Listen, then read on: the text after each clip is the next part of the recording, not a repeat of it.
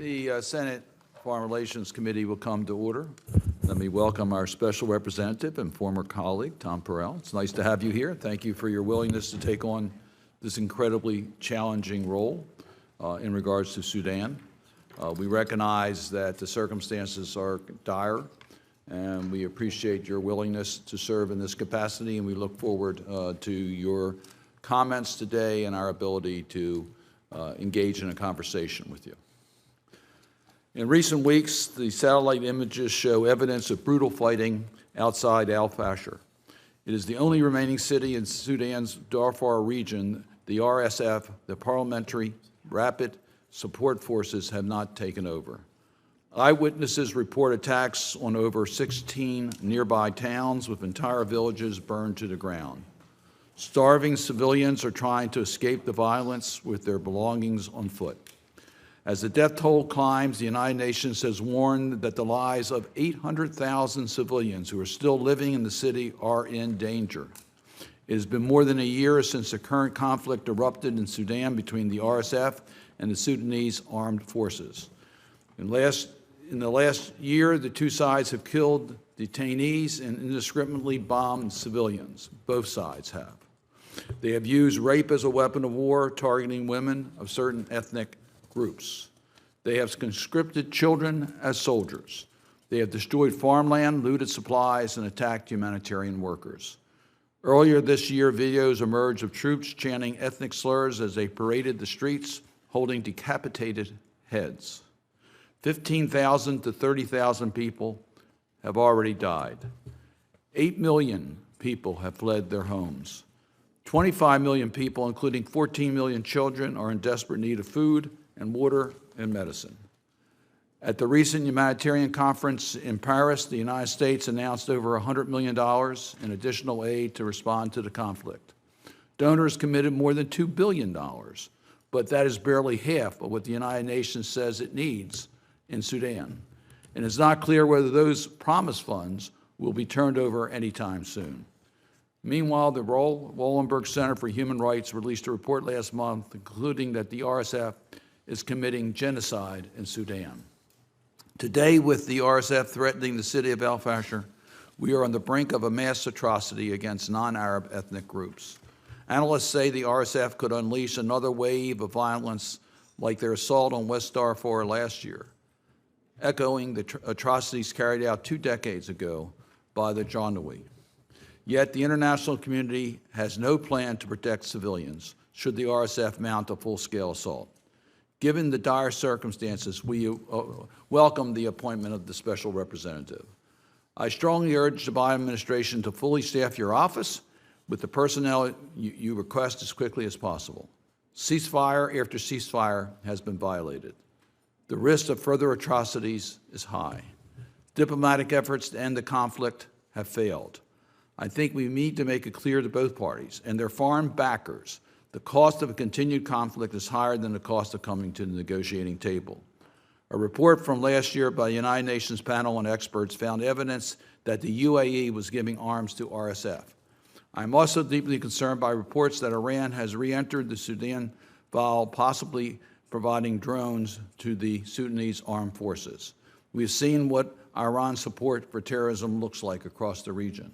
These drones can carry significant payloads, and they use them for catastrophic consequences to civilian populations. Russia, Egypt, Chad, and Libya have also been implicated in the conflict. None of the external actors are being constructive. In some cases, quite the opposite. As the United Nations Secretary General told the Security Council this April, external actors continue to flout the sanctions regime imposed by the Council to support a political settlement, thereby fueling the conflict. This is illegal, it is immoral, and it must stop. I could not agree more.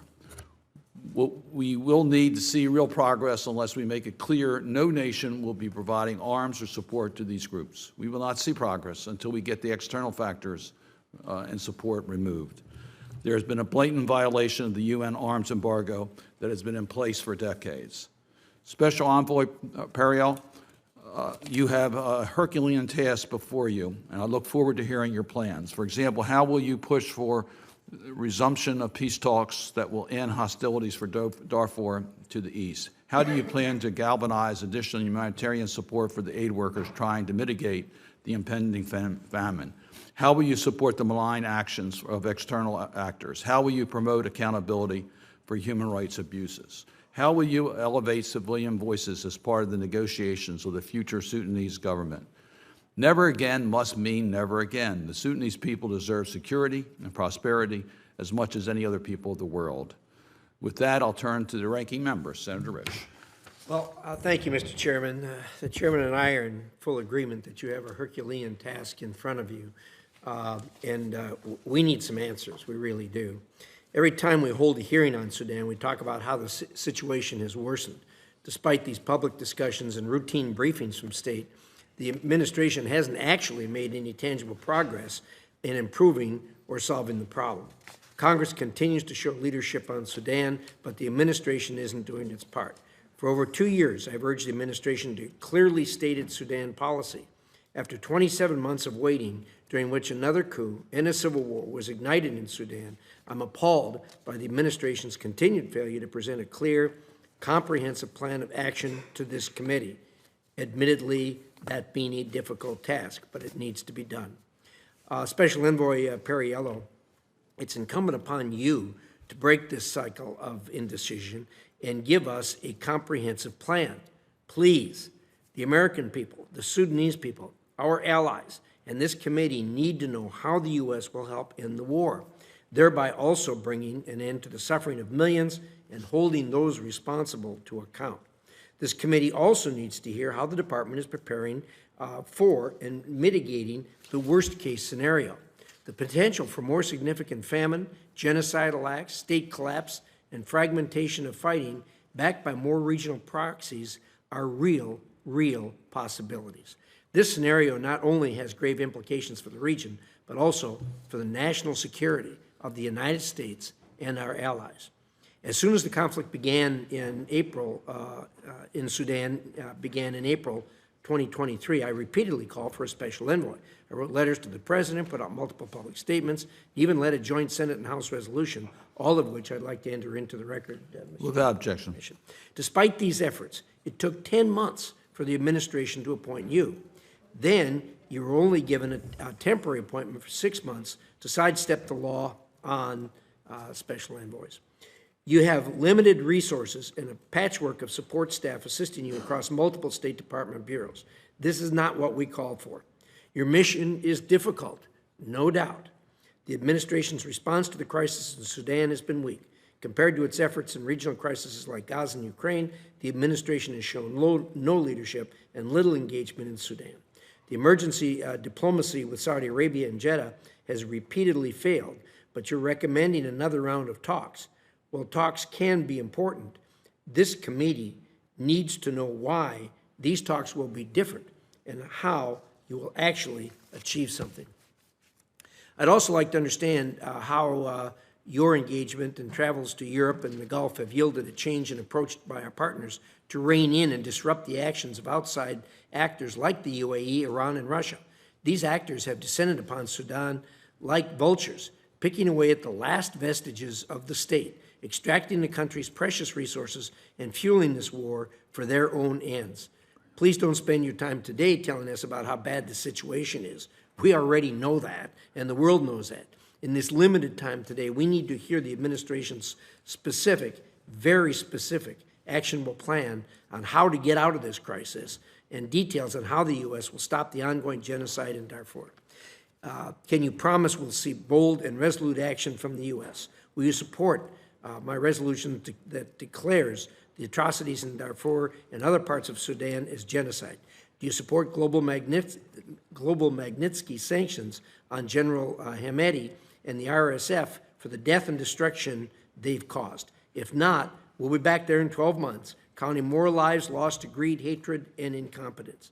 This committee, I believe, on both sides of the aisle, are anxious to hear an actual way forward. Again, you have a difficult task. I yield back, Mr. Chairman. Thank you, Senator Risch. Our witness is the Special Envoy for Sudan, Tom Perello. who was appointed on February 26th of this year. He has a long history of working in Africa and on transitional justice. From 2002 to 2003, he worked for the United Nations Mandated Special Court for Syria alone, where he became special advisor to the prosecutor. He also worked as a consultant for the International Center for Transitional Justice for Kosovo in 2003, for Darfur in 2005, and for Afghanistan in 2007. He was elected to Congress in 2008, representing the people of Virginia's 5th Congressional District. In 2014, he was appointed U.S. Special Representative for Quadrennial Diplomacy and Development Review, and subsequently served as the Special Envoy for the Great Lakes region of Africa. Most recently, he was the Executive Director for the U.S. programs at the Open Society Foundation. Mr. Perello, as you can tell through our opening statements, there are a lot of questions, a lot of issues we'd like to be able to discuss with you. Your full statement will be made part of our record, and you may proceed as you wish. Thank you very much, Chairman Cardin, Ranking Member Risch, Senators. Thank you for the opportunity to appear before you today to discuss this horrific situation, but I also specifically want to thank you for your leadership at the chair and ranking member level, and staff level for being one of the few institutions around the world that has been tireless in putting a spotlight on the crisis in Sudan when too much of the world has been silent. The war and humanitarian crisis is already catastrophic, as has been mentioned, and before laying out some comments on the plan forward and reasons for hope, I do want to be absolutely clear that the default trajectory is towards famine, an increasingly factionalized state that brings in regional actors and presents an enormous and unconscionable humanitarian cost, as well as, at this point, a threat to national security because of regional destabilization, as was mentioned. For the past year, the people of Sudan have suffered slaughter, crimes against humanity, sexual violence, ethnic cleansing at the hands of the Rapid Response Forces. The Sudan Armed Forces have bombed civilians and systematically violated international humanitarian law, blocking aid and harassing frontline workers. More than 8 million Sudanese people have been displaced, and 5 million are on the brink of famine. Yet the world has treated Sudan largely as an invisible crisis, rarely covered in the world press. And the Sudanese that I've met, including women and youth, regularly express their appreciation to this body and its members for the statements that have been made and the efforts to create pressure on both internal and external actors that are fueling this conflict. Also want to express appreciation to Senator Booker for making the trip to the camps recently and witnessing firsthand the level of suffering, both from those inside, crossing, and out. When these women and children, too many with bone-thin arms and 1,000-yard stares, were asked at the border why they had fled, the answer repeatedly was simple: food. Food insecurity and malnutrition have reached alarming rates across Sudan, driven by the conflict, the destruction of harvest and food storages, and the blockage of aid. Nearly 18 million people now face food insecurity. The SAF has taken repeated steps to block, disrupt, and slow the delivery of food and medicine to the Sudanese people, and this is unacceptable. But even in areas where we have aid access, like the refugee camps in Chad, we have been running woefully short of resources. For this reason, I applaud the action of this Congress to pass supplemental humanitarian funding earlier this month, which is having an immediate effect on the ability of USAID, NPRM, and others to save lives. But while aid is vital, the human suffering in Sudan will not stop until this war is over. The Sudanese people have been clear that ending the war is their top priority, and therefore it is mine as the U.S. Special Envoy. While the fighting is between the RSF and SAF, this is much less a civil war than a war on the Sudanese people and their aspirations to a free and democratic future. The RSF and its leadership are rooted in the Janjaweed militias who committed genocide 20 years ago when I first went to Darfur, and they are again conducting a war of unspeakable brutality, ethnic cleansing, and a reign of terror on the people. No external actor providing support to the RSF can claim ignorance of its past or its ongoing atrocities. In a moment, I'll share the outlines of our plan and some reasons for hope about a peaceful resolution. But first, I want to reinforce the comments from the chair and ranking member that the situation left on its current trajectory is getting worse. The situation's getting more factionalized, more polarized, more likely to bring in more regional actors, and with the rainy seasons coming, more likely to have blockages in humanitarian aid delivery. And in particular, if we see the fall of El Fasher, we will see a new level of suffering for this war. Our strategy, plain and simple, is to end the war. It's to end the war by supercharging our diplomacy around the whole of government, raising the costs of those fighting and fueling the war, and building an alliance of regional partners with enough leverage to compel the two sides to accept a deal that we do not believe they will reach on their own, that hands the Sudanese people back their future. First, our elevated U.S. engagement has included repeated engagement by Secretary Blinken, tremendous support from the Departments of African and Near Eastern Affairs at the Assistant Secretary Bureau and Post level, and coordination across the interagency. Ambassador Linda Thomas-Greenfield has declared publicly that Sudan is one of our top 3 priorities for the year in the UN system and has been helping to stoke greater statements and action and pressure from there. Treasury is playing a crucial role in expanding sanctions, and USAID and PRM are continuing to provide support, not just humanitarian, but to civil society and its engagement and pushing for peace. Second, we're continuing to raise the costs of fighting and fueling the war. We're engaged directly with both fighting factions, including top generals, to deter escalation and atrocities. We've led the world on sanctions, both individual and enabling institutions, and made clear that we are prepared to expand those costs. Third, our strategy is based on the premise that a deal to end this war is an absolute necessity, and reverse engineering from there what level of diplomatic power and alignment is needed to compel that result. Every day, every engagement with our African, Gulf, European, and multilateral partners, as well as with the Sudanese people, is about building the political will sufficient to force these actors to silence the guns. This is reflected by, but not limited to, a commitment to new peace talks in the coming weeks, which will include a broader range of key African and Arab regional leaders, a focus on aligning external political will rather than deferring to the two parties, and designed with a clear objective of ending the war through the talks. We have sent that signal clearly to our partners that this is a new day in terms of the scale and cost of the conflicts and the expectations for this round. Finally, and I know I'm running out of time, our greatest source of hope is the resilience and unity of the Sudanese people and their aspirations not just to end the war, but also to restore the path to a free and democratic future. That is the North Star of our policy, standing with the Sudanese people. Sudan faces 2 very different trajectories, one towards famine and fractured state, another towards peace and a promising future. The 2 generals could end this war tomorrow if they had the courage, but they do not. In the absence of that, we are building an alliance of partners for peace strong enough to compel an end to this war. In closing, let me express my appreciation again to this committee for its untiring support for the Sudanese people and for efforts to end this war now. I look forward to your questions. Thank you. Thank you very much for your comments. I'm going to allow Senator Risch to ask questions first. The 2 of us are going to have to excuse ourselves in a few minutes. Senator Murphy will take the gavel, and then I will be returning later. So, Senator Risch. Well, thank you, Mr. Chairman. You conceded here in your testimony that, and congratulated this committee for being the only, if possibly, entity that seems to be really concerned about this and focused on it. Why do you think this is? Why is this being just ignored by the rest of the world? Senator, it's a great question without a great answer. Certainly, we have trouble getting coverage of Africa for issues related to a false sense of hopelessness in an area that I think has great hope.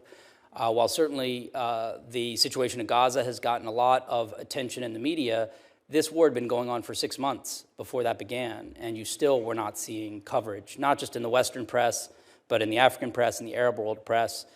We are certainly doing everything we can to raise the stakes of that. I think it has made it easier for bad actors inside and outside to get away with the atrocities and the support for those atrocities when the world seems not to be watching. Sudanese, of course, are, and they are, with great courage every day, documenting the abuses and expanding efforts to get the attention of the world. And we are certainly trying to ensure that we can amplify those voices wherever we can. But as someone who was in Darfur 20 years ago when the world paid great attention to it, the Bush administration was very engaged. We had celebrities, the media, young people like myself, then not young anymore, that were sneaking across borders to try to document the abuses that were going on. We don't have that same engagement today, and I think that's a tragedy. But I know that you and your staff and others have certainly done everything they can to try to shine more of a light on this, and I wish I had a better answer. Yeah, and obviously, the problem can't get any help if the world doesn't know about what's going on or is ignoring what's going on.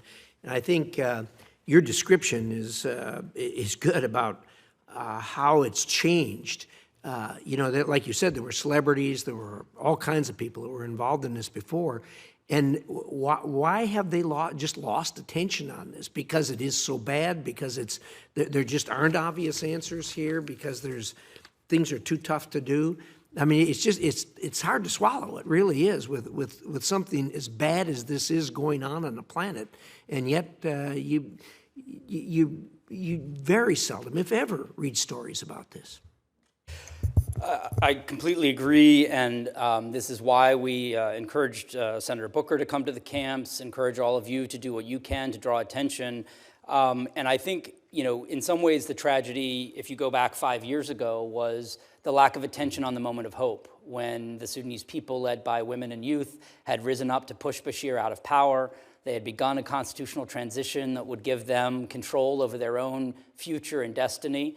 Like all countries, including our own, you don't get it right the first time. There's some skips along the way. And I think at that point, if we had all done a better job of telling the story of that success, I think people would be looking now at the need simply to get back to the trajectory the Sudanese people had already laid out.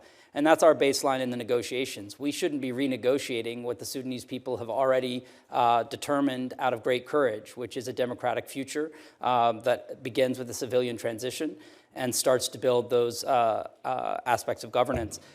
We have incredible, inspiring stories today. While we do see the youth coming across starving, we also see youth who have come up with completely amazing cash apps and built local kitchens inside to provide food and medicine in areas that are hard hit. We have stories of inspiration and of courage. And I think it is a dark mark on all of us, and certainly on the media and on other actors, that we have not had the attention that we deserve on this conflict, and I think that's made it harder, but we are starting to see the heat turned up on those who are committing the atrocities and supporting it. One of the things that strikes me about all of this is when you look at the map of the 7 or more different military organizations that have the country divided up, I mean, this is tough.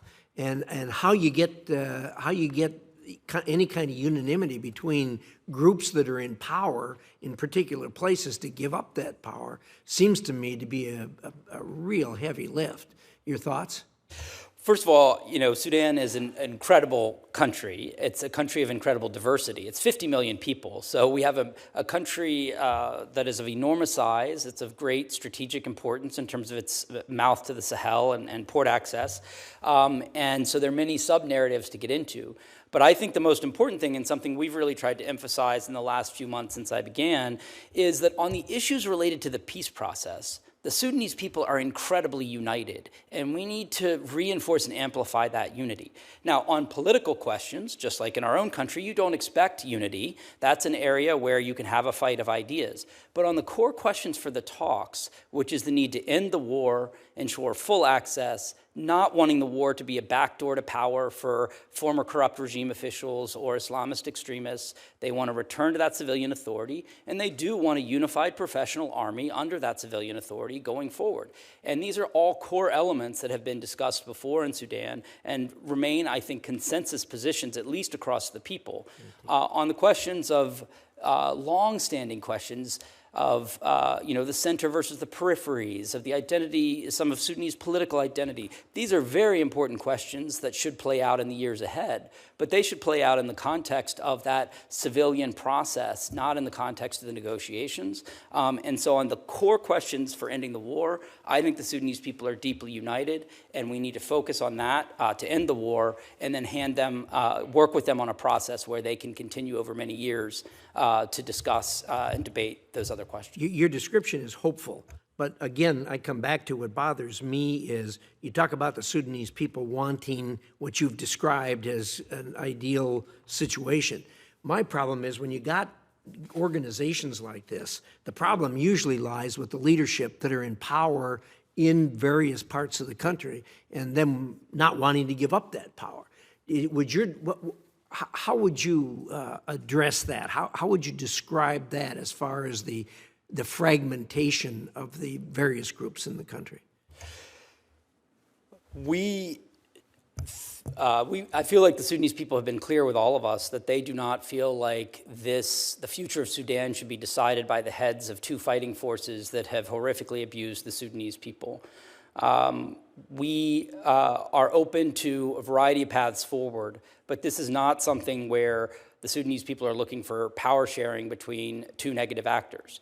Now, we do see a future for the SAF, the army. It is an official institution of the state, has a proud history as well as some not so proud moments. That is not the same as what we see as an RSF or Janjaweed-based organization. So there is. What about the rapid support forces? Same. Would you feel the same way about them? We do not. We do not in terms of their history or their future. We believe that along with the other signatories to earlier peace deals, there needs to be a full integration into one integrated professional army, and that integrated professional army needs to be accountable to a civilian and eventually elected That's government. going to be a heavy lift, given the size and the amount of ground that they control right now, to fold them into something that they don't really want. My time's up. Thank you, Mr. Chairman. I'm going to turn Thank the you. gavel over to Senator Coons and recognize Senator Menendez for questioning. Well, thank you, Mr. Chairman. Mr. Perello, along with my colleagues, I want to reiterate our support for the recent letter to the administration calling for an immediate investigation and recognition of the RSF and its leader, General Dagalo, and their foreign enablers as gross violators of human rights pursuant to the Global Magnitsky Human Rights Accountability Act. The RSF and the SAF have to comply with their obligations under humanitarian and human rights law, be held accountable for their war crimes, crimes against humanity and ethnic cleansing. So I look forward to the administration's swift investigation and finalized report into this urgent matter. But based on the request of our letter to the administration, can you share with the committee the interagency framework on this investigation? Can you share the status of the investigation and the sanctioning of affiliated high-level perpetrators? Thank you, Senator. We have received the letter. We take it very seriously. As you know, we have been the lead in terms of sanctioning not just individual actors for atrocities committed on both sides, but entities, including banks, that have been enabling to those atrocities. We continue to communicate on an almost daily basis about the potential consequences based on ongoing actions, including actions currently related to El Fasher, in terms of the potential for us to expand those sanctions both internally and externally to those who are directly. So when do you think the committee will get a response? I do not know, but we will try to get you a response in a timely fashion. We know it's very serious. I have had a long experience with the State Department. Timely fashion could be indefinite. So we'd like to have a greater sense of it so that we could understand what we should be pressing. According to unofficial reports, the committee has evidence to be concerned of potential illegal arms sales through neighboring countries, which reportedly being reported at IDP camps at Sudan's borders. Given the confirmed illicit activities of the Wagner Group in Sudan, as a special envoy, do you have the wherewithal to investigate and confirm the legitimacy of allegations, for example, of the UAE or even Chinese arms pouring into the country? We were supportive of the UN expert panel, and I found these reports credible. We are continuing to look into this in terms of our own production of potential sanction packages, as well as communication with regional actors in our efforts to try to compel people to get to the peace talks. We are both focused on raising the cost of continuing the war, as well as trying to show the benefits to restabilizing Sudan going forward. And we take seriously and are supportive of efforts from this body, from the UN, and from the administration to continue to have a full record of what's happening and ensure consequences for those actions. So you believe their reports are well-founded? We believe that those are credible reports. There's been a significant open source reporting on ongoing activities, and we see the reality on the ground, which is clearly the fighting. Based on your current work with regional leaders in restoring peace talks, in your opinion, how does the United States and its allies leverage targeted sanctions and humanitarian relief to initiate a ceasefire agreement? And if that's off the table, then what are our next steps with regional leaders and allies to move this conflict to a different phase? Our message right now is the peace talks not only need to start, but they must succeed. Our Saudi hosts have also echoed the message that this should be the last round of talks because we need to end the war before it gets to a point of no return. I want to say that is going to take some work between now and the talks to continue to raise the political heat on actors for the cost of continuing the war, and that's what we're trying to do every day with every engagement, is build that political will that can compel a peaceful outcome. If you had the ability to get something that you presently don't have in order to achieve the success you want, what would it be? I think this goes back to Senator Rish's comment earlier. I think we need the world's attention on this. We need people to understand that the world is watching and that the world will hold accountable those that are committing the abuses and those that are enabling it. Right now we are building that attention, but it is, again, something that could go up several notches. Finally, in April of last year, I called on the administration as it relates to sanctions on the Sudanese junta. President Biden issued Executive Order 14098 that expanded the U.S. ability to sanction individuals or groups that threaten security and peace and undermine the goal of democratic transition in Sudan. And although we've made progress on holding a select RSF militants and their security and arms supplier firms accountable, can we expect further sanctioning of high-ranking RSF and SAF leaders soon? We are certainly prepared to do so. I think we are looking at that in the context of the current deterring of offensives on al-Fashir and the current dynamics of the peace talks. But both sides, and particularly RSF leadership, understand that possibility is imminent in terms of the tools that we have. Well, it seems to me that as you get others to exert influence, we hope, to be constructive, there also has to be a continuing raising of the costs for those who are engaged in the conflict in meaningful ways. Thank you for your service. Thank you, Mr. Chairman. Thank you, Senator Menendez. I'll defer my questioning and turn to Senator Van Hollen. Thank you, Senator Coons, and Mr. Perello. Good to see you. It's an honor to serve, serve with you in the House, and thank you for your leadership on this effort. Back in May of 2021, so about 3 years ago, I joined Senator Coons on a trip to Sudan at what you described as a moment of hope. It was a point after the People's Revolution, and I believe that we, the United States and others, should have been more forceful in terms of trying to isolate Hamedi and the RSF back then. They were clearly a rogue operation, and I think more could and should have been done. We are where we are now. So let me just pick up really on some of Senator Menendez's questions, and I think you telegraphed it a little, and I second the call to impose Magnitsky Act sanctions on the RSF and Hamedi in particular. As you said in your testimony, we've got a very dire situation in al-Fashir right now. That risks an already catastrophic situation in Sudan and likely to lead to atrocities against civilians in Darfur. So what tools are you, the United States, what is the Biden administration doing now, and what other countries are we working with to try to deter the RSF from attacking al-Fashir? Thank you, Senator Van Hollen, and thanks for all of your leadership over the years on foreign policy and dynamics with the State Department. We have been very clear with RSF leadership that there will be direct and immediate consequences of an offensive on al-Fashir. We have raised this through US-UN at the UN level and elsewhere to try to ensure that more actors are making clear the consequences of this. It is a situation that would be devastating for the reasons that Chairman Cardin and others have noted. It is a last civilian holdout. It's not, I don't say safe haven because I don't think any of us would consider it safe to be living in al-Fashir right now, but relative to the alternatives. We also see this having been an offensive by the RSF that has made the war more ethnic and polarized in nature, brought in some of the tribal militias that had been neutral in the war, and that is something that also makes it harder moving forward.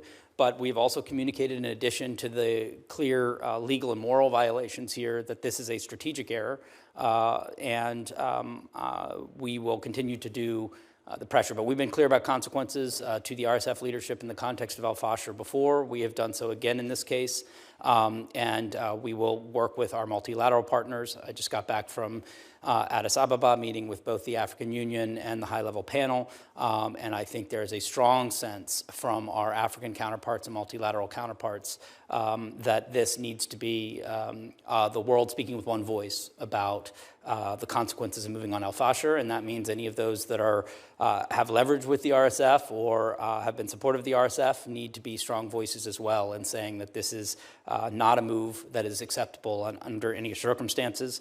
We do continue to see huge fragility and clashes in other parts of the country, and we want to make sure, in addition to the focus on al-Fasher, that we continue to see and work on everything from deterring atrocities to getting humanitarian aid in what is a vast, vast country as well. Well, let me, you mentioned the role of the outside actors, right? The negative role many are playing.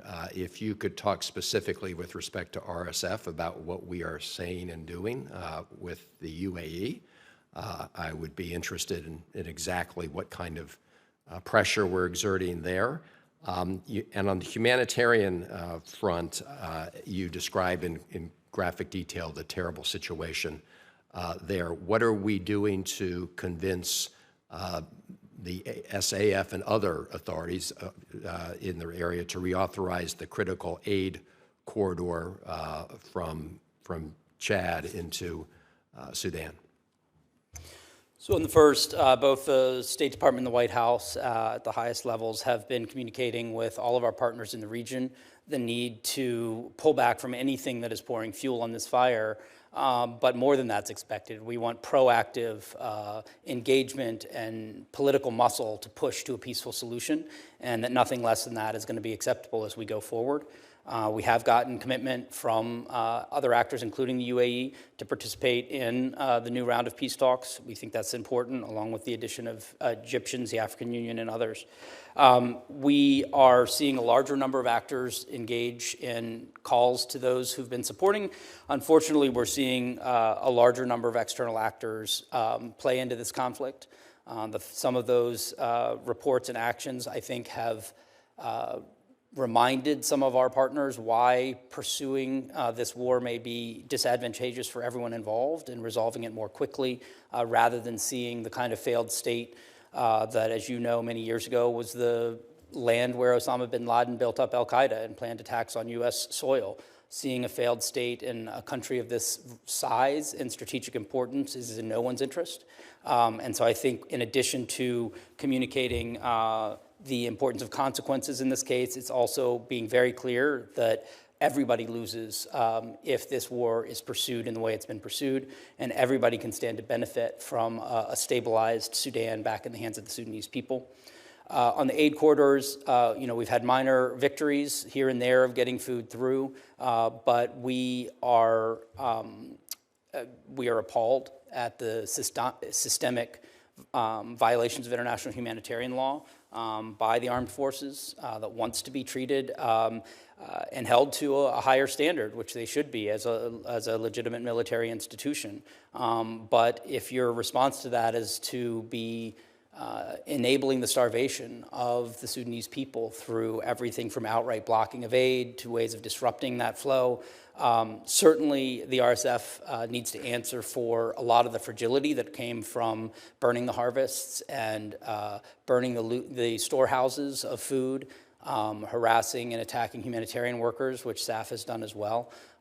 We are in one of the toughest humanitarian situations in terms of delivery in the war. In the world, and as I mentioned before, it's about to get worse. The rainy season in Sudan brings a spread of disease. It's not a country that has a lot of hard tarmac roads, so we've been clear with SAF that the expectation is full access, both from Adre and Port Sudan, with unlimited access for aid workers across these hard tarmac roads. And so far, we have not seen that response. I will say it is very helpful that you all have passed the supplemental funding, because I think the sooner we have that aid present and forward deployed, then I think it's easier to find ways, more ways to get it inside. So I think the international community's had to do its part. And I think that was one of the shocking things that, that Senator Booker and I saw in the camps was even in Chad, where we have full access to the camps, you were down to about 1 meal a day. They were rationing because they didn't have enough resources. So we need to attack this problem from multiple angles. We need to make sure there's enough food and medicine there and that it's forward deployed to at least get to the people outside, and some of that can make its way inside, and continue to put full pressure on both sides to ensure the kind of humanitarian access. And I will say at the African Union 2 days ago, one of the leaders made a very powerful argument that we all know well of why international humanitarian law works. People have been having wars for centuries. They've been having wars for millennia.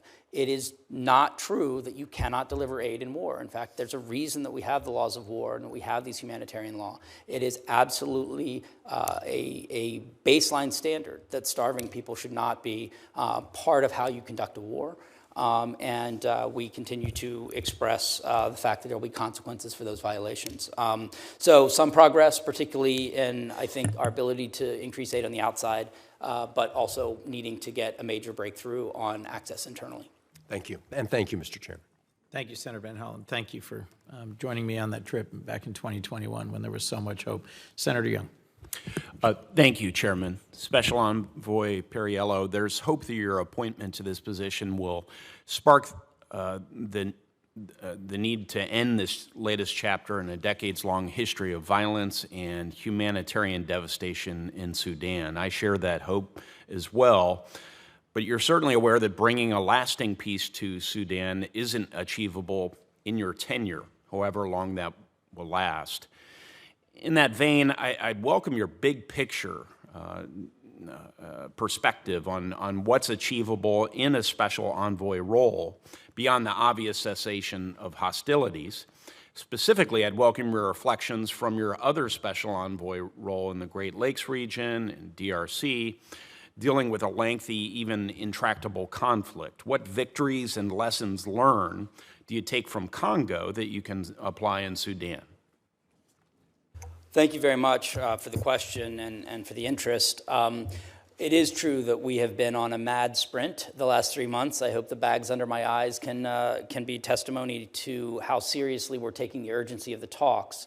But we have had conversations and planning sessions about what is the mid-horizon and what is the far horizon.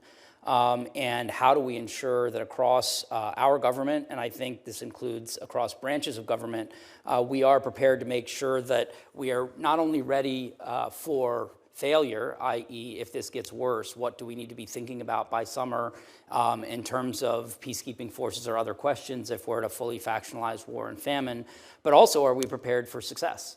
Are we prepared that if we can get a breakthrough on peace, that we know how difficult governing is? All of us know it. And that is something I think the Sudanese people want to take on as a project, and they want a very inclusive process there. But until the war is over, it's very difficult to get to some of those questions. To me, this is also part of the solution and the strategy, which is I actually think that the negotiated settlement should be relatively narrow. It should not renegotiate things the Sudanese people have already stated are important to them about an inclusive civilian government, about integrating a reformed professional military underneath that government. Those have been things that have been negotiated before, but we need to be ready for how do we build those democratic institutions? How do we build out the kind of civil society, particularly with youth that make up the vast majority of the country? And would look forward to the conversations about how we ensure being ready for that opportunity. The role of foreign actors has been discussed already in terms of both those who have destabilized the situation and those who are seeking to bring stability to it. It would be challenging for anyone to defend the actions of those funding this fighting and the genocidal activity on the basis of legitimate economic activities. I'd like for you to clarify for the public unclassified record which countries are working as stabilizer and which are working as destabilizers in Sudan at this moment. So I realize I didn't answer your Congo part of the question, but let me answer this so it doesn't look like I'm dodging that and can come up to the Congo question or whichever preference of sequence. Yeah, go ahead. You Okay. can synthesize them if you like, but please do get to the question about stabilizers and destabilizers. So in terms of lessons from the Democratic Republic of Congo, I'll tell you a negative lesson and a positive lesson. I have said that this conflict is starting to look too much like the DRC in the 90s in the sense that you have many ethnic populations inside Sudan that also overlap with populations in neighboring countries. And it's quite easy as this conflict becomes more ethnic and polarized in nature that it's harder and harder for neighboring countries not to be pulled in either directly into the fighting or facing destabilizing elements in their own country. So I think one lesson is that we need to end this before we get to a point where we are into not a two-sided war, but something that could become a 7, 8, 9-sided war. And related to that, I think it's going to be very important that we have a medium-term future for those who are currently fighting.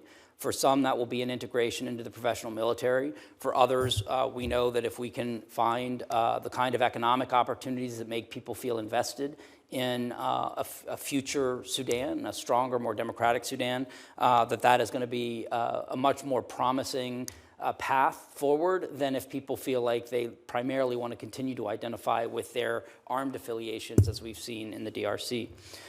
In this case, I think we've seen many of the countries across Africa, from Kenya up to Egypt, be very constructive in reinforcing the importance of ending the war. Those that share a border with the country, I think, have been able to communicate, not just to each other, but to Gulf actors and others, that this war could consume everybody. So in addition, again, to the kind of humanitarian and human rights arguments we've made about the need to stop this war, I think there's been a very strong realpolitik, pro-stability argument that has come from many of the actors. Yeah. I think we're seeing the African Union and IGAD play a very constructive role in trying to ensure that there is the proper multilateral and African leadership on calling for that. We appreciate that the Saudis have agreed to host talks, and not just host talks, but have a more inclusive set of co-facilitators that we think collectively has enough leverage to compel the two sides to act. And we are hoping that we lock in the further details for those talks as we go forward. As I said, we've seen some actions from the United Nations that are positive in terms of the Ramadan ceasefire resolution, even though it was not respected, was at least a step towards showing that the UN is taking this more seriously, as was the expert panel. We certainly have felt like a number of countries in the region have been pouring fuel on the fire at key areas. Certainly there's been documentation in terms of the UAE's role, but also the question about Iran and open source reporting in other areas. And we think that it's very important that people understand this not as an opportunity to try to drive wedges and fissures, but to try to be part of a peace process. You mentioned the UAE. What's motivating their interest in this situation? Well, we can take that up, but I think what I'll say is what should be motivating them is that destabilizing Sudan will be something that has very negative repercussions for the region, and even for how their interests in the region, including what we've seen as an increase in some of the Islamist extremist elements that like to take advantage of a fractured or failing state. And we think it's important to understand that there will be growing consequences for the atrocities of the RSF and those who have been connected to them. In terms of their motivations more broadly, we can talk about that or our opinions of that going forward, but I think what's clear is they have committed to the peace talks. Yeah. They have committed to negotiating in good faith, and we believe that we can get to a point where we can be partners in a peaceful resolution in Sudan. But you don't want to offer an assessment of their motivation today? I would say beyond the fact that we understand that everyone in the region has interests in the stability of the port and the economic development of the country. I think people probably have different versions of how that motivates them. But I think that what's clear is none of those things are well served by a protracted war. And therefore, we need to make sure, and I think this is getting through to a number of key actors, that everybody can benefit from a stable Sudan and nobody gains other than the extremists from it falling apart. Thank you very much for your work and to members of your team. Mr. Perello. Thank you, Senator Young. Senator Kane. Rep. Perello, it's really good to see you. Very good to see you.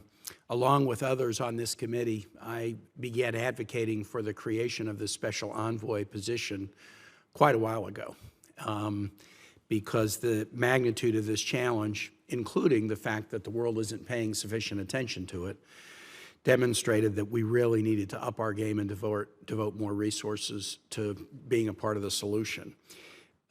I was so happy when finally the administration decided to create this position, and the fact that you, a longtime friend with deep background in the region and an expertise to be able to do this work with distinction, were nominated for it and put into the role is something I'm very gratified by. And I know I speak for many of my colleagues, and certainly Senator Warner, who also advocated for the creation of this position. I've got a couple of questions for you. The questions my colleagues have asked, I think, have done a good job of framing out the challenge. I want to make sure you have the resources to do the job that you need to do. But before I get there, just an observation. As you know, Virginia has a pretty significant diaspora community from Sudan. And we have a diaspora community from a number of African nations, because 1 out of 8 of us now is born in another country.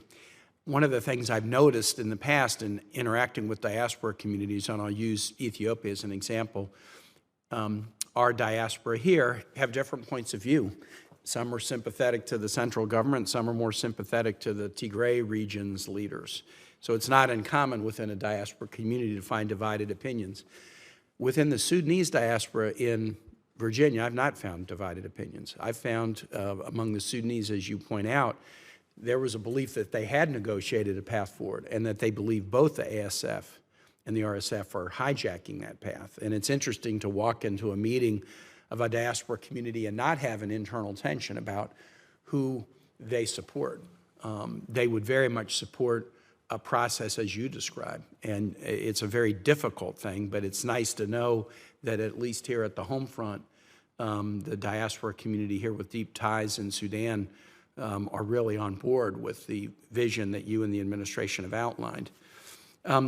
It's said here in D.C. that personnel make policy, and we pressed hard for this envoy position. Glad to learn, as I said, that you were Secretary Blinken's candidate, and I think you're the right one. Do you have what you need, both in terms of personnel and resources, to fulfill this very challenging mandate? And could you describe the makeup of the team that you're working with? Thanks, Senator. And I do feel like I have had tremendous support from the State Department and the interagency all the way up to the Secretary. And I want to come back to that. But on your diaspora point, I think it's really important to underline what you've said. Because I think we see the same thing with Sudanese civilians across the region, many of whom are spread across Nairobi, Kampala, Chad, et cetera. This won't surprise any of you, but if you just look at Twitter and Facebook, you would think that people are very divided on certain political questions. But in fact, when you actually talk to people, and the polls show this as well, there is incredible consensus among the Sudanese people about wanting an end to the war and wanting a restoration of the arc that they had finally had that was hopeful. And I think even on some of the additional questions about things like not wanting to see the backdoor to power from former corrupt officials or Islamic extremists, again, they're very interesting and important questions that will take years for the Sudanese to decide and to debate, much like we have many in our own country. And that's the right thing to happen in a democracy that they hope to have. So there are questions that are quite vibrant discussions, but there's not disagreement on this core question about ending the war, returning to a civilian transition, and having an integrated professional military under SAF, bringing in not just the RSF, but the various JPA signatories into that process. They want to be proud of their military like we are, and they want the reforms and things that will get there. Some of those things will take years to happen, just like it took years to set up the Joint Command here. But again, I think we've seen that in the diaspora, and I want to give a particular acknowledgement, which again won't surprise you from your work, that this consensus has been particularly strong and particularly powerful among Sudanese women. We've seen this through various alliances around the region and inside. It's been such an important part of the resistance committees that helped bring Bashir down, and that have helped to shield communities from harm during these atrocious circumstances. I've seen it in my organizing meetings around the region. Not only the group that is most likely to show up on time with an agenda and action steps ready is definitely going to be the alliances. We had a wonderful event here with Vital Voices that Linda Thomas Greenfield joined that had a number of very powerful Sudanese women speaking out on this experience. And of course, this is in no small part because women and girls have borne the brunt of many of the atrocities, certainly the horrific and systematic use of rape as a weapon of war, but also the issues of famine and starvation and displacement. So we do believe the diaspora in this case has a very important and constructive role to play. It also goes back to Senator Young's point and others about needing that to be a community that wants to return to Sudan, whether full-time or being investing there, whether that's investing their human capital or their other capital. And I think people do stand ready to build that future Sudan in this case. So I'm proud of how many we have in Virginia of people from Sudan, but also it is something where we've got a broader voice here that needs to be amplified and that we can try to center in these conversations. And I think that's an important message I've had to both our Saudi hosts and others about the talks, which is the baseline for the negotiations need to be what the Sudanese people have already stated as the framework. I want the chairman to be able to ask questions. Can you just give me a very quick answer on, do you have the resources you need to fulfill your mandate? We do. I mean, we have, posts have been incredible. As you know, I'm traveling almost every day, and that's a lot of work for an underfunded department. People have been wonderful. I think that there's some mid to over the horizon questions we can talk about, whether it's Special Envoy's office or Sudan more generally, of what we should be ready for in a case of further deterioration or a breakthrough. But I've been very appreciative of the welcome at State and the Secretary's willingness to engage directly on this issue at the highest levels with some of the key actors. Great. Thank you. Thank you, Mr. Chair. Thank you for those good questions and for your engagement and support on the creation of the Special Envoy. Special Envoy, let's talk through what we hope doesn't happen. Several members have raised the pending crisis in El Fasher. Just talk about what sort of planning is being done in the event there really is a full-scale assault by the RSF and a humanitarian crisis that's even worse than now in terms of protecting civilians. What planning's happening? What do you think you would most need from us? What could we do? Senator, I sadly don't think I have a great answer to that question. We have obviously are very focused on preventing it from happening and looking at all deterrence power that we have to prevent that from happening. I think that the indications are that the various aid groups from WFP, UNICEF, et cetera, are trying to be prepared for what an influx would look like in Chad. Of course, there's a presidential election going on there, and there's some spillover effects, not just humanitarian-wise, but in terms of some of the ethnic flows. But we have not, I think, one of the biggest differences in my experience in Darfur 20 years ago or so and now is, there was much more discussion of civilian protection mechanisms at that point, of peacekeeping forces, whether AU or UN. We don't currently have things in a position that I think would be able to stand up rapidly in that context. I know US-UN has been raising these questions actively with the UN. I've raised this with the African Union in terms of possibilities, and we will, I think, be actually doing some conversations on that later today. But I think it's a very fair question to ask. It's a good reason to make sure it doesn't happen, that we have the fall, but continuing to look at how we can prepare better for that scenario. What are we doing to document atrocities, to not just try and prevent human rights violations, but to document the atrocities that are being committed and to begin to deliver accountability? There was discussions earlier about imposing sanctions on specific individuals. In the absence of any effective and real accountability mechanism, the deterrence for military leaders across the country from a range of backgrounds to stop blocking humanitarian access and to stop carrying out atrocities. There's not much of a deterrent effect. I'd be interested in what you think we're doing and what other actors can or should be doing to strengthen the deterrence of ongoing atrocities? So I think the United States deserves a great deal of credit, thanks to the budget you all have approved, for supporting over 100 different civil society organizations. That's probably underguessing the number, that have been doing everything from emergency relief to deterrence and accountability, including documentation.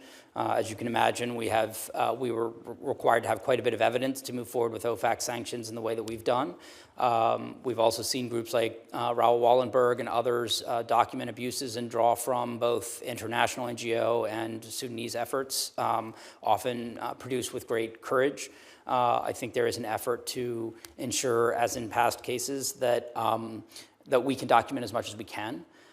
We also know that because of the telecom blackouts and because of just rampant harassment, abuse, and detention of civil society actors, that we have not always gotten a complete record.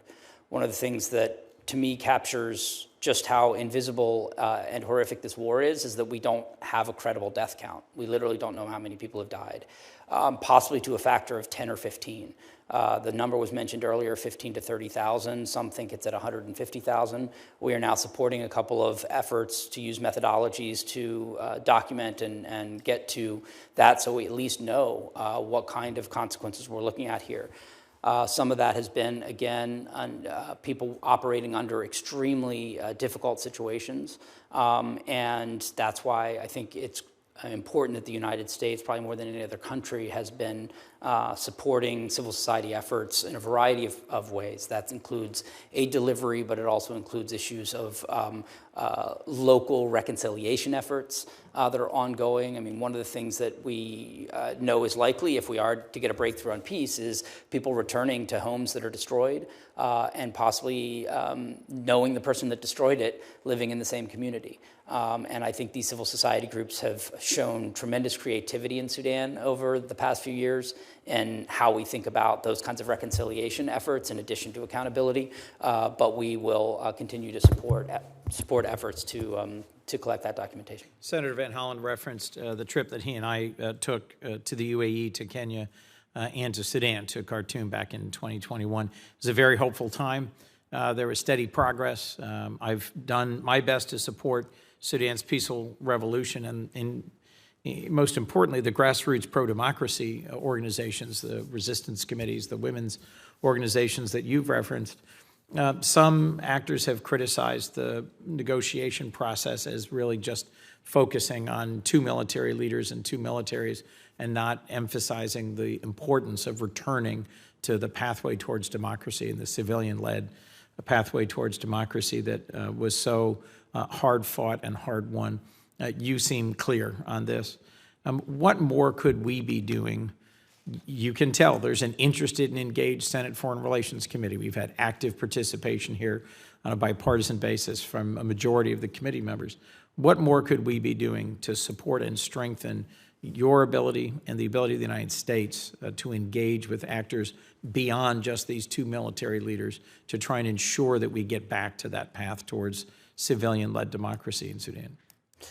Thank you, Senator. I think that any effort to show that this committee is hearing from and centering the voices of the Sudanese people in the way that you've done in your statements and in your speeches, showing that unity of the Sudanese people, not allowing bad actors to claim disingenuously divisions. Again, not that there aren't political divisions, but that those are not divisions about the core questions about the future of Sudan is important. I think we would like to see more countries join us in the sanctions effort and other punitive measures for bad actors, and that includes our multilateral partners as well. I think that interest is growing. One of my reasons for hope is that in addition to the advocacy you all have done to elevate this in the administration, we've seen the appointment of a UN envoy. We've seen the high panel on Sudan become more active, and I, again, met with the three of them yesterday-ish.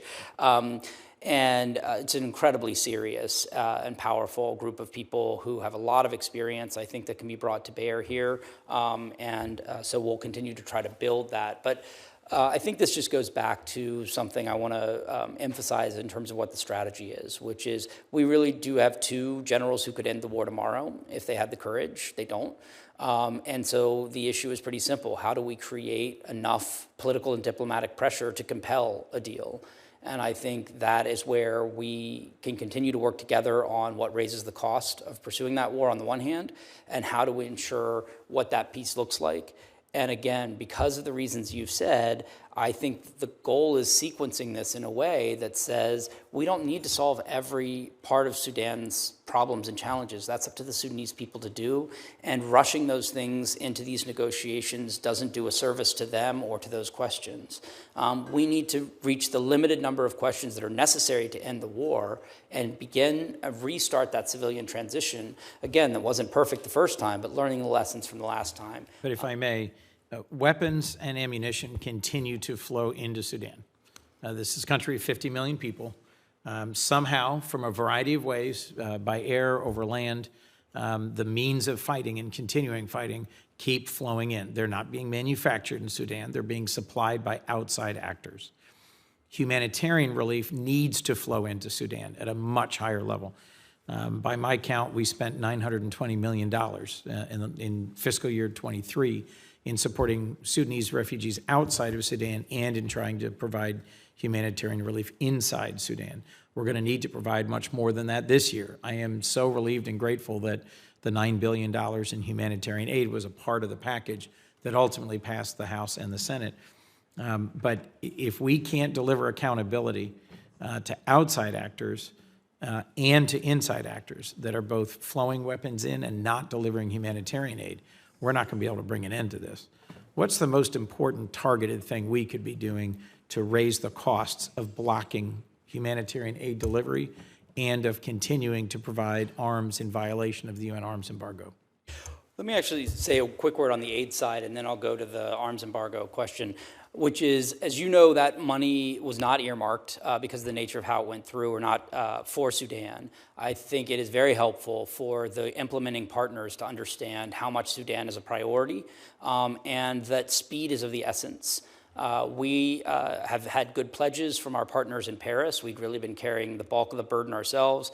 And even within our own system, it's one thing to pledge that money. It's another to be seeing food and medicine arrive, in addition to the access and blockage issues.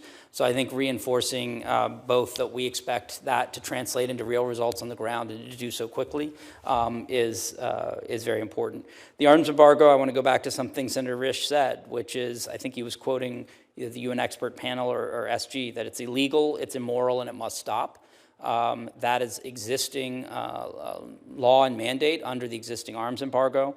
It is certainly something where we are communicating the consequences of violating that. This is something we've talked to the African Union and the high-level panel on. This is, again, something that affects many of their member states in this conversation. And we've seen some very strong statements from a number of the African leaders about the importance of enforcing this embargo and ensuring consequences for that. So we do think that that is something that is very important. And as I said in my earlier statement, there is no one who can claim ignorance here about what the RSF's modus operandi is, what it's been historically and what it is right now. That is well documented in the public realm in terms of what you are doing if you are sending arms to that particular group. And with SAF, I think the key message right now is about humanitarian access and need to respect international humanitarian law. I introduced the Sudan Democracy Act in 2021 just to highlight the urgency of holding military leaders accountable for impeding the transition to democracy. I'm working to reintroduce a similar piece of legislation in this Congress, and I'm hopeful that it's complementary to your efforts.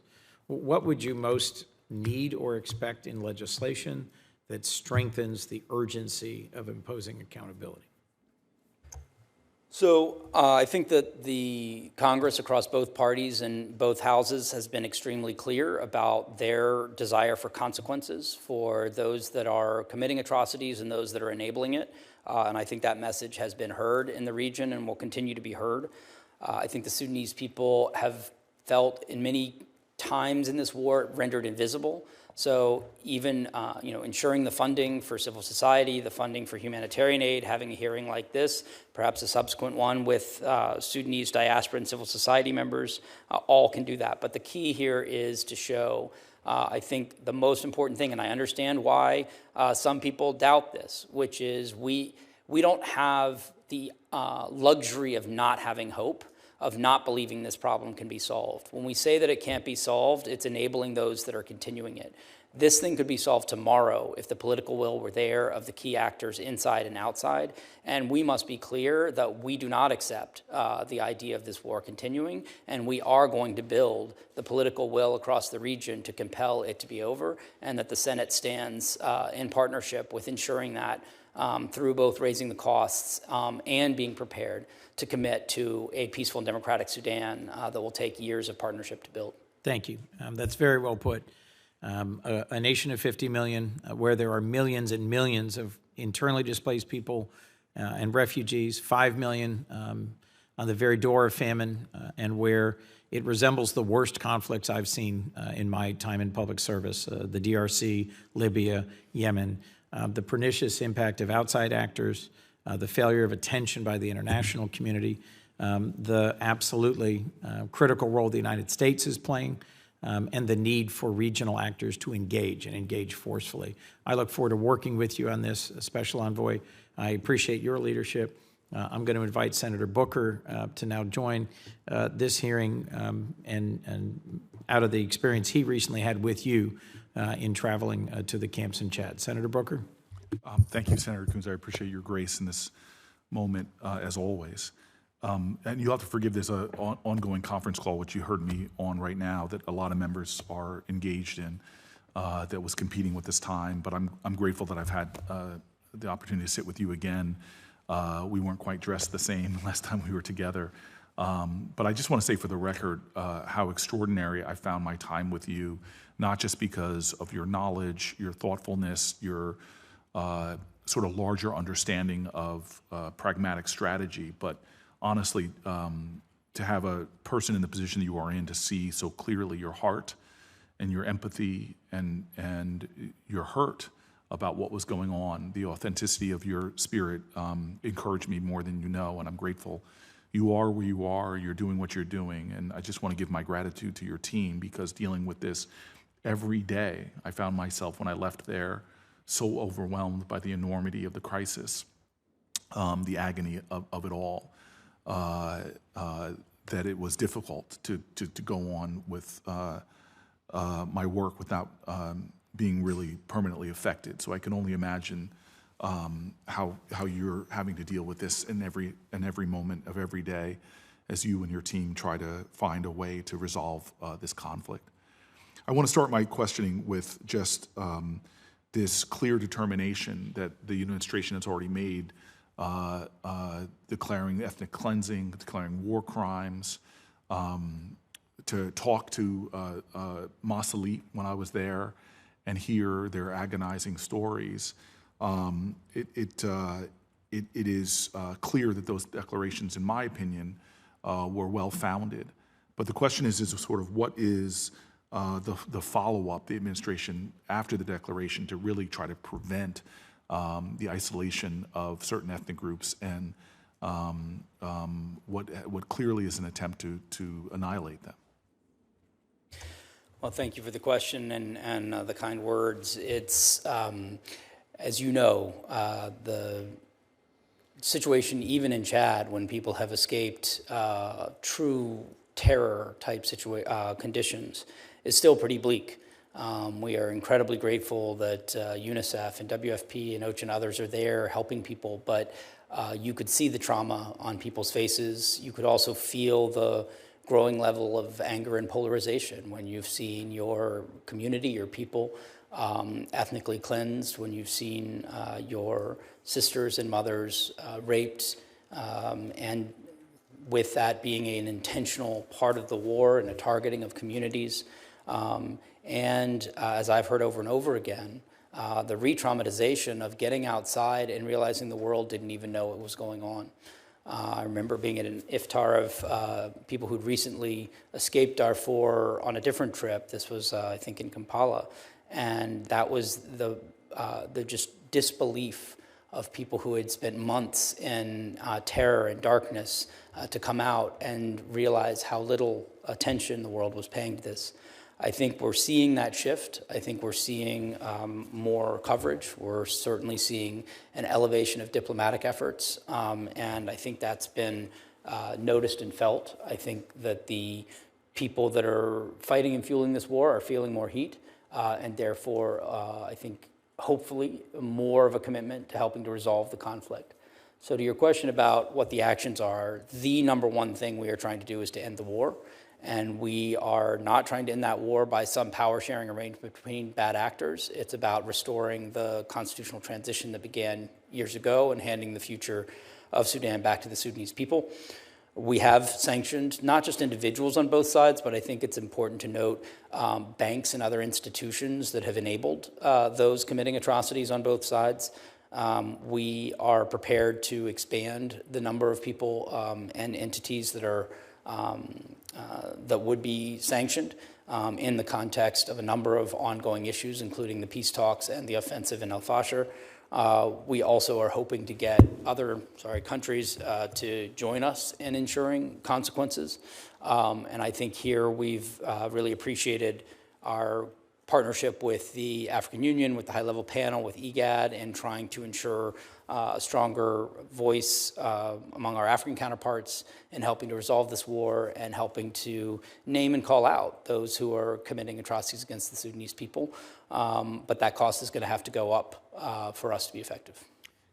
And you speak of other countries joining in and the economic sanctions. I'm really concerned with the arms embargo and the ease at which it seems to be arms are transiting into the conflict. And if you have any thoughts on how we could be doing a better job of enforcing that. I can, but I will not be nearly as powerful as Ambassador Linda Thomas-Greenfield, who has been very clear in her position at US-UN, not only about Sudan being one of our top 3 priorities. That was very clear in her New York Times piece. She's repeated it several times in Security Council settings. There should be no ambiguity about how much of a priority the situation in Sudan is. And she has certainly been raising this in a number of ways in terms of what the UN can do about it, from the Ramadan ceasefire to questions about the existing arms embargo. And it is very clearly something that is being violated in terms of arms coming in. So it's a good question to ask. I think we're seeing leadership not just from the administration, from the State Department, the Envoy's office, but a full intergovernmental interest in how we can ensure that embargo is respected. And we also know that there are many parts of Sudan that are fragile right now beyond Darfur. Darfur certainly is a place of some of the greatest fragility, particularly with the concerns about al-Fashir falling. And that is a place where there's already an existing arms embargo, even without expanding that to the country as a whole. But we also know that there are ethnic groups in other parts of Sudan that are under attack or facing threat of ethnically charged violence as well. And can you, maybe for the record, the complexity of the various other nations that are choosing sides or have been linked at least allegedly to be supporting and fueling this conflict, it sort of belies a little bit of logic to have, allegations made that the Saudis are on one side with the Iranians, the Emiratis might be on the other side, that the Turks, Egyptians, that a lot of people are playing in this space. These are the allegations, at least. It creates a much more complicated picture that may be giving and fueling this sense of both Hemedti and Burhan that they have wind at their back or hope that they could be victorious, otherwise being left as simply being an internal conflict. Is there anything you could say to help sort of like paint that picture on the record? I think there are ways in which this conflict is actually extremely simple, and then there are ways in which it's incredibly complex. I think on the simple side, this was a war of choice that was started by 2 generals and their leadership corps having a power struggle over control of the country and the military. It was not something the Sudanese people wanted.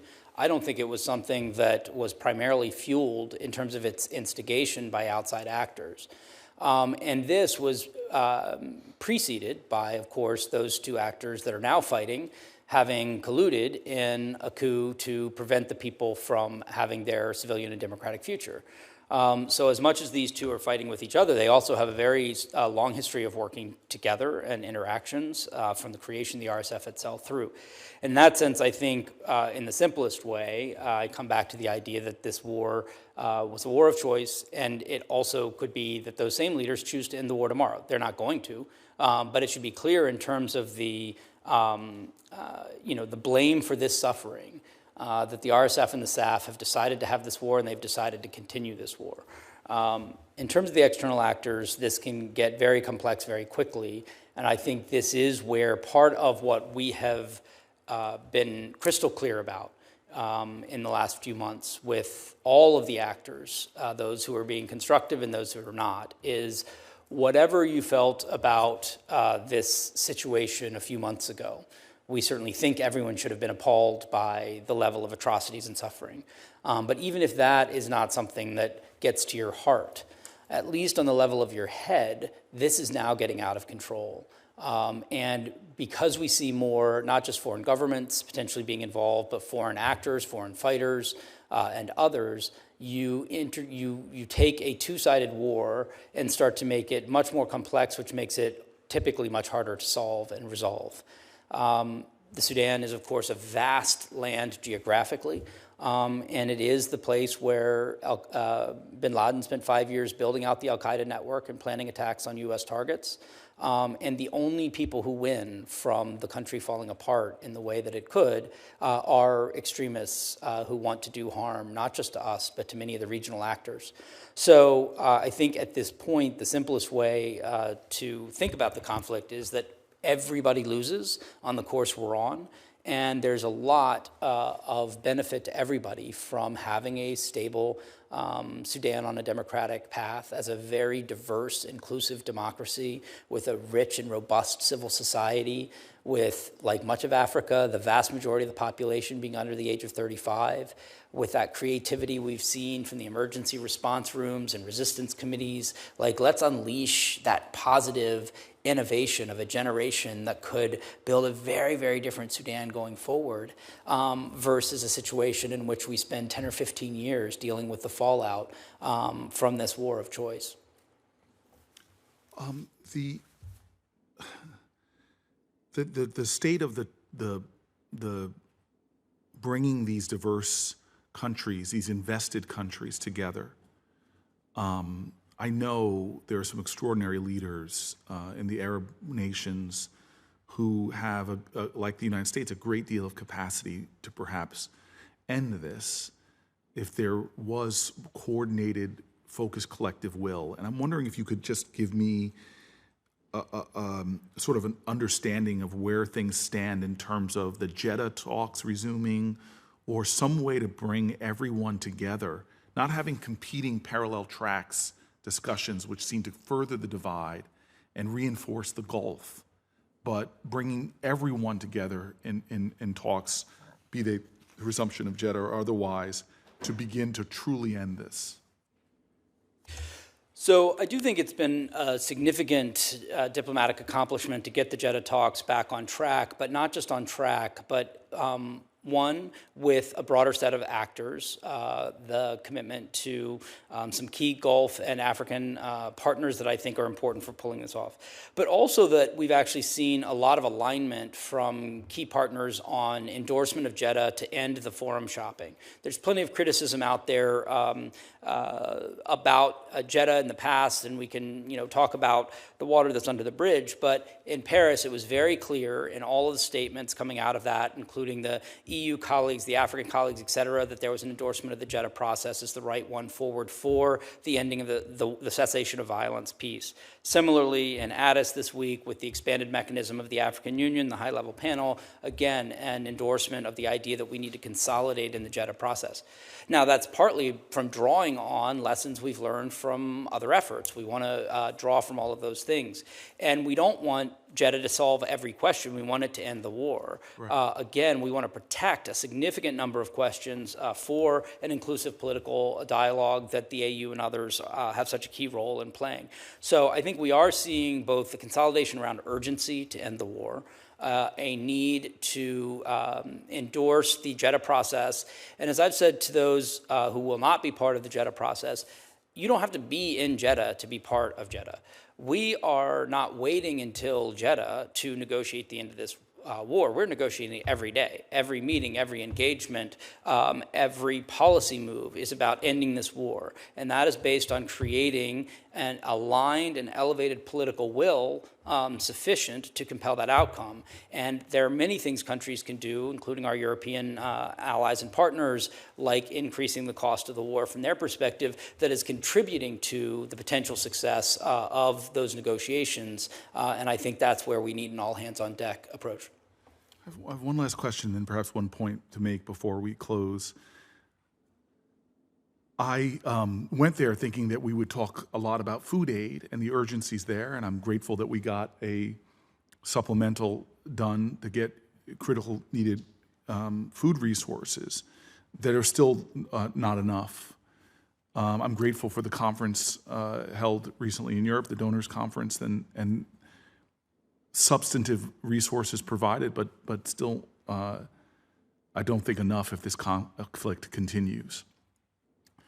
But what shook me was the trauma, that it wasn't just the horrible rising levels of seeing children that were malnourished, the famine and its implications to stunting and more, but I've never left the conflict more affected by the urgent need for socio-emotional, psychological, trauma-informed care. And I don't know if you have any insights, maybe to put on the record in regards to that need, given as we saw the women and children that made up predominantly the folks in the camp, but the stories of horrific sexual violence, witnessing the deaths of children and spouses and parents, the rape and the abuse, the robberies, the sheer gravity and extent of it calls out for more than just the food aid that we often are, and medical aid we're talking about. It's a great question, and there are lots of experts better positioned to talk about the kind of counseling and support that's needed. But to get to the essence of the question, I think this war has been dehumanizing, and the best response to that is to rehumanize. And there are many things I think we need to be doing now to try to rehumanize the Sudanese people, particularly women and youth who've borne the brunt of this, and being seen as part of that, being heard.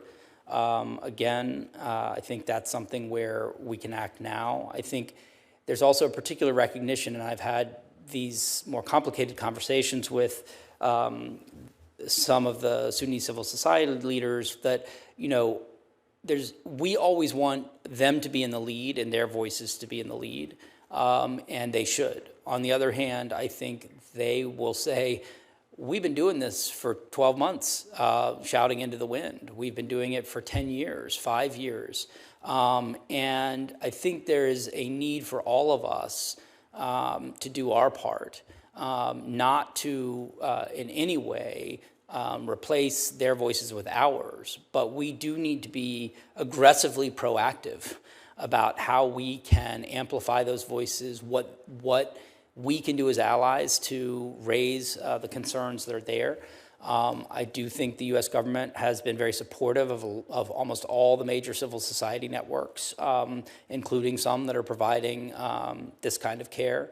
It's interesting. I was at an NGO we support in Kenya that's sort of a support hub for some of the youth activity, Sudanese youth activity.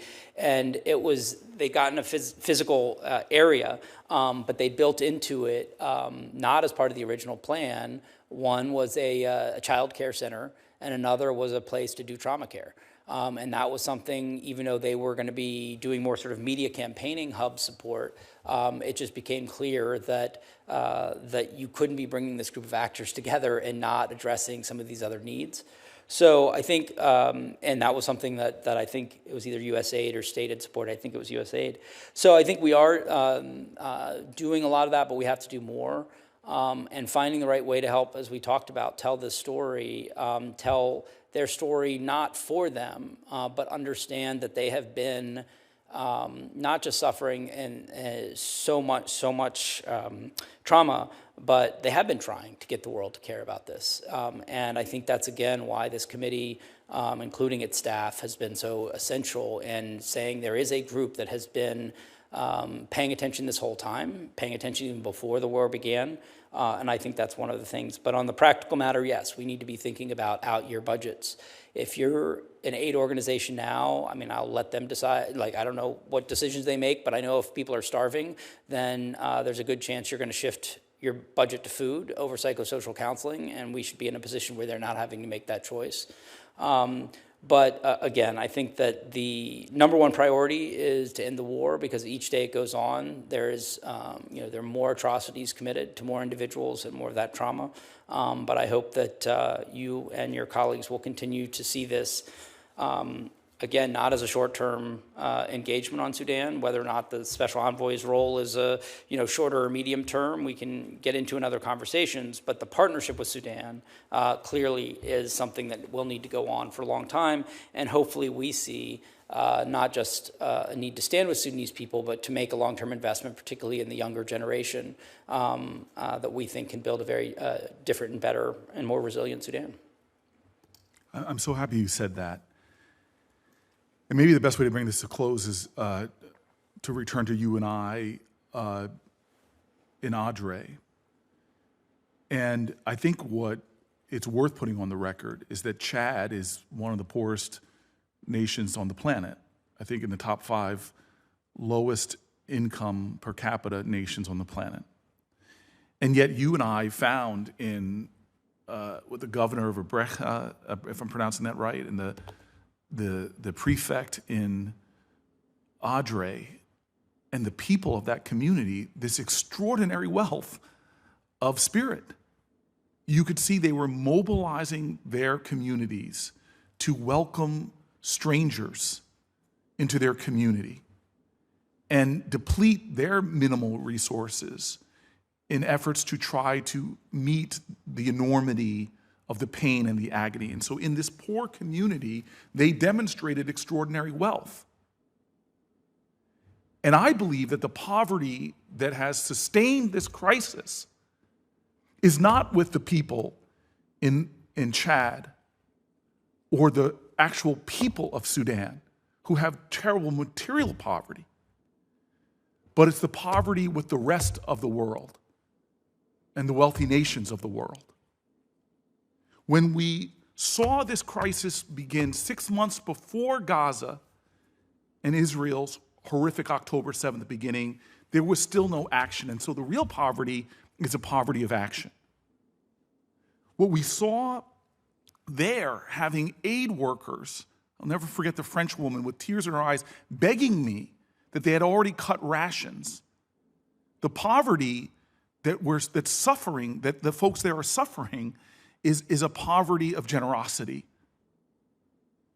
When you see press story after press story, headline after headline about so many other areas in the world, but a lacking of it for this crisis, given its degree, its enormity, the millions and millions of lives affected, you see a poverty of attention.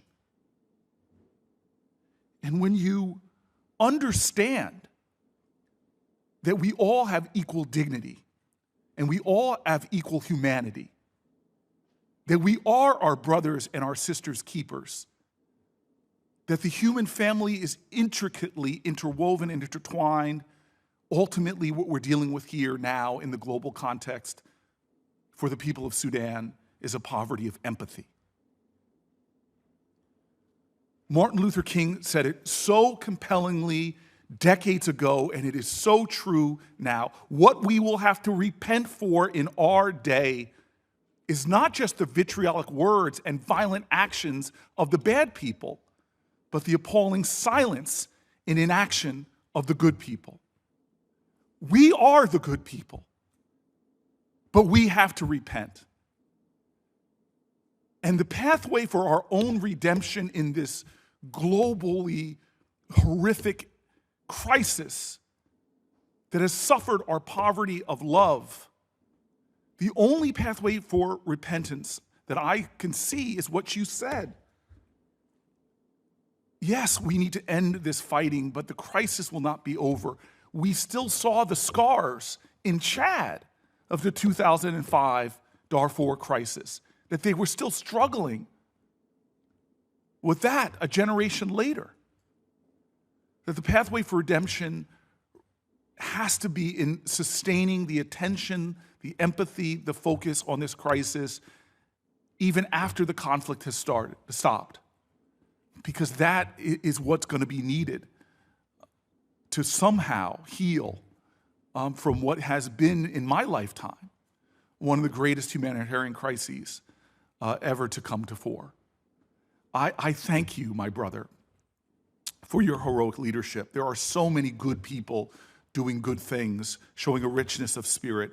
But God bless us in the world of wealthy nations, and forgive us for our sin of poverty, that poverty of love. And I hope that with the attention that you're bringing to this crisis and others, that we will redeem ourselves. Thank you. And with that,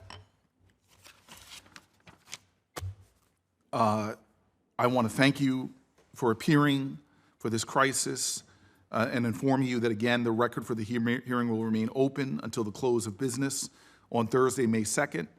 I will ask all senators to ensure that their questions are submitted no later than that date. With that, the chairman of the committee You had the crescendo just right. has returned to remove the power from the hands of the novice chairperson. I enjoyed it while it lasted. Out, brief candle. Mr. Chairman, I yield to you as always. Senator Booker, when you are the president pro temp on the floor of the United States Senate, you have all the power of the gavel. And when I'm speaking, when you're presiding, it gives me a great deal of respect to know who's in control of the United States Senate at that time. So it was good to know that you were in control of this committee. You did a great job in control of holding the gavel. Thank you for your testimony. I'm just going to make a brief comment. Yes, we've got to get the peace process moving. That has to be the priority. And that's going to require the outside actors to not fuel the flames, but to work towards a real peace process that can bring the parties together. I was impressed by your comments that there's more unity in the country related to an outcome for peace and negotiations than you see in the ethnic fighting that's taking place. That gives us some hope. But in the meantime, we have an immediate humanitarian crisis. We have a city that's at risk. 800,000 individuals are at risk. We have people starving, going to Chad to the borders, trying to seek food. So the immediate attention needs to be to deal with avoiding those atrocities and providing the humanitarian needs in the country. And that needs to be where we place our attention, as we also place our attention towards a process that can lead to a negotiated solution for the future of Sudan. So I very much appreciate your candor today. Believe me, we are very interested in implementing U.S. leadership to resolve a process for peace, but we also need your recommendations as to how we can deal with the current humanitarian crisis to avoid further atrocities and to provide the humanitarian assistance that is needed.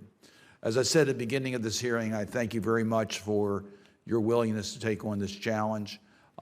It's an incredibly difficult circumstance today because I believe not only the historic ethnic challenges of the country, but also the support, contrary to the UN Security Council resolutions, that the various factions are receiving from third-party countries, which I think needs to end. So with that, let me thank you again. The record will remain open until the close of business tomorrow. If members have questions, we would ask that you would answer those questions, and we would ask that you continue to keep us informed as to how your work is proceeding, where we can be helpful, and so that we're not surprised if we find certain developments occurring and keep us engaged. We appreciate that very much. With that, the hearing will stand adjourned.